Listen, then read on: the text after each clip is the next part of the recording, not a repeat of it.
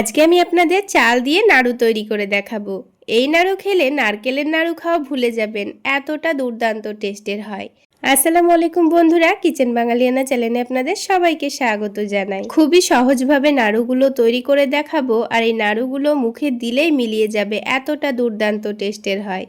তো নাড়ুগুলো তৈরি করে নেওয়ার জন্য এখানে একটা ছোট বাটির মধ্যে 1 কাপ পরিমাণ গোবিন্দভোগ চাল নিয়ে নিচ্ছি। আপনারা চালের পরিমাণটা কমিয়ে অথবা বাড়িয়েও নিতে পারেন।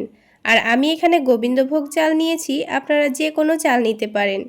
তবে গোবিন্দভোগ চাল দিয়ে নাড়ুগুলো বানিয়ে দেখবেন, নাড়ুগুলো খেতেও যেমন ভালো লাগবে আর সেন্টটাও খুব সুন্দর আসবে। এবার চালটাকে ভালোভাবে ধুয়ে নেব।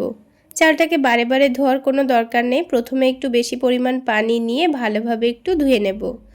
তো চালগুলো ধুয়ে নিয়ে এইভাবে এরকম একটা ছাকনার উপর ঢেলে নিচ্ছি, তাহলে এক্সট্রা পানিটা খুব ভালোভাবে ঝরে যাবে। এবার চালের মধ্যে থেকে পানিটাকে ভালোভাবে ছেঁকে নিতে হবে। এবার এই চালগুলোকে আমি একটা সুতির কাপড়ের ওপর ঢেলে নেব, তাহলে খুব তাড়াতাড়ি কিন্তু পানিটা শুকিয়ে যাবে। তো পাতলা করে এবার চালগুলোকে ছড়িয়ে দিচ্ছি, যেন খুব অল্প সময়ের মধ্যে পানিটা শুকিয়ে যায়। আপনারা চাইলে চালগুলোকে একটু ফ্যানের নিচেও রেখে শুকিয়ে নিতে পারেন। তো কিছুক্ষণের মধ্যে দেখুন চালগুলো কিন্তু খুব সুন্দর শুকিয়ে গেছে। এবার চালগুলোকে একটা প্লেটের মধ্যে ঢেলে নেব। তো নাড়ুগুলো তৈরি করে নেওয়ার জন্য এবার আমাদের এই চালগুলোকে প্রথমে ভেজে নিতে হবে। তো ভেজে নেওয়ার জন্য এখানে আগে থেকে একটা কড়াইকে আমি ভালোভাবে গরম করে নিয়েছি। তারপর চালগুলো দিয়ে এবার একটু নাড়াচাড়া করে নেব। এবার গ্যাসের ফ্লেমটা মিডিয়ামে রেখে চালগুলোকে আমি 3 থেকে 4 মিনিট নাড়াচাড়া করে ভেজে নেব। চালগুলো একটু মুচমুচে হয়ে গেলেই কিন্তু হয়ে যাবে, খুব বেশি কালার করে ভাজার দরকার নেই। একটু লালচে কালার করে যদি আবার চালগুলো ভেজে নেন, তবে নাড়ুগুলো কিন্তু লালচে কালার চলে আসবে। তো সাদা করে নাড়ুগুলো বানাতে চাইলে চালগুলোকে একটু সাদা করে রাখতে হবে। তো দেখুন চালগুলো কিন্তু খুব সুন্দর মুচমুচে হয়ে গেছে। এবার আমি একটা প্লেটের মধ্যে নামিয়ে নিয়েছি। এবার আমাদের চালগুলোকে ঠান্ডা হতে দিতে হবে। দেখুন চালগুলো কিন্তু ঠান্ডা হয়ে গেছে। এবার এই চালগুলোকে ব্লেন্ডারের মধ্যে নিয়ে ভালোভাবে গুঁড়ো করে নেব। আর এই চালগুলোকে খুব বেশি ফাইন পাউডার করে গুঁড়ো করতে হবে না। খুব বেশি ফাইন পাউডার করে গুঁড়ো করে নিলে আবার নাড়ুগুলো খেতে খুব একটা ভালো লাগবে না।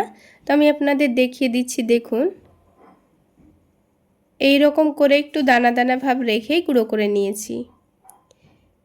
এবার এটাকে আমি এখন এক সাইডে রেখে দিচ্ছি। এবার কড়াইয়ের মধ্যে নিয়ে নিচ্ছি 1 কাপের থেকে একটু কম চিনি। তো আমি পুরোপুরি 1 কাপ কিন্তু চিনি নিইনি, হাফ কাপের থেকে একটু বেশি করে চিনিটা নিয়েছি। তো চিনির পরিমাণটা আপনারা এখানে কমিয়ে অথবা বাড়িয়েও নিতে পারেন। সামান্য পরিমাণ লবণ দিয়ে দিয়েছি, আর ফ্লেভারের জন্য 2টো এলাচ, লবঙ্গ, দারুচিনি দিয়েছি। এবার এখানে 1 কাপ পরিমাণ নারকেল কোড়ানো দিয়ে দিচ্ছি। এই নারকেল কোড়ানোটা দিলেই কিন্তু নাড়ুগুলো খেতে খুবই ভালো লাগবে। তারপর এখানে 1 কাপ পরিমাণ পানি দিয়ে দিচ্ছি, কারণ চিনিটা গলে গিয়ে একটু পানি পানি মনে হবে, আর পানির পরিমাণ লাগলে পরে দিয়ে দেব। এবার কিছুক্ষণ ভালোভাবে নাড়াচাড়া করে চিনিটা গলিয়ে নিতে হবে, আর নারকেলটাও একটু সেদ্ধ করে নিতে হবে। তো যখন খুব ভালোভাবে ফুটে গিয়ে চিনিটা খুব সুন্দর গলে যাবে, আর এই চিনির শিরাটা একটু আঠালো ভাব মনে হবে, তখন এখানে গুঁড়ো করা চালটা দিয়ে দেব। এবার চাল দেওয়ার সময় গ্যাসের ফ্লেমটা অবশ্যই লোতে করে দিতে হবে, তারপর চালটা অল্প অল্প করে দিতে হবে। দেখুন চালের গুঁড়োটা কিন্তু আমি একেবারে পুরোটা ঢেলে দিচ্ছি না, অল্প অল্প করে এইভাবে করে দিয়ে দিচ্ছি। তারপর এটাকে অনবরত নাড়াচাড়া করে নেব। আর যেহেতু চালের গুঁড়ো, তাই কিন্তু পানিটা কিন্তু খুব সহজেই টেনে নেবে। তো বন্ধুরা দেখুন এখানে পানিটা কিন্তু খুব সহজেই টেনে নিয়েছে, আর এখন কিন্তু চালের গুঁড়োটা ভালোভাবে সেদ্ধও হয়নি। তো সেই জন্য আমি এখানে আরও 1 কাপ পরিমাণ পানি দিয়ে দেব। তাহলে এই চালের গুঁড়োটা খুব সুন্দর সেদ্ধও হয়ে যাবে, আর নাড়ুগুলো খেতেও খুব ভালো লাগবে। তো পানিটা অবশ্যই এখানে হালকা কুসুম পানি দেবেন, ঠান্ডা পানি একেবারেই দেওয়া যাবে না। এবার আমি ভালোভাবে নাড়াচাড়া করে নিচ্ছি। আর বন্ধুরা আপনারা চাইলে পানের পরিবর্তে এখানে দুধও দিতে পারেন, তবে আমি এখানে নারকেল কোড়ানো দিয়েছি, সেই কারণে দুধটা দিইনি। তো বন্ধুরা এবার অনবরত নাড়াচাড়া করে এবার এই ডোটাকে অনেকটা আঠালো তৈরি করে নিতে হবে। এর মধ্যে যেন একটুও পানি পানি ভাব না থাকে। অনেকটা আঠালো ডো তৈরি করে নিলেই কিন্তু নাড়ুগুলো অনেকটা শক্ত হবে। এবার কিন্তু আমাদের চালের গুঁড়োটা ভালোভাবে সেদ্ধ হয়ে গেছে, আর নাড়ুগুলোও কিন্তু খেতে খুবই ভালো লাগবে। তো দেখুন মিশ্রণটা কিন্তু এখন অনেকটাই আঠালো হয়ে গেছে। এখন এটাকে ঢাকনা দিয়ে ঢেকে 2 থেকে 3 মিনিট মতো এভাবে রেখে দেব। তো 2-3 মিনিট পর এটাকে এবার ঠান্ডা করে নেব। যখন এটা পুরোপুরি ঠান্ডা হয়ে যাবে তখন দেখুন এটা কিন্তু আগের থেকে অনেকটাই ঝরঝরে হয়ে যাবে।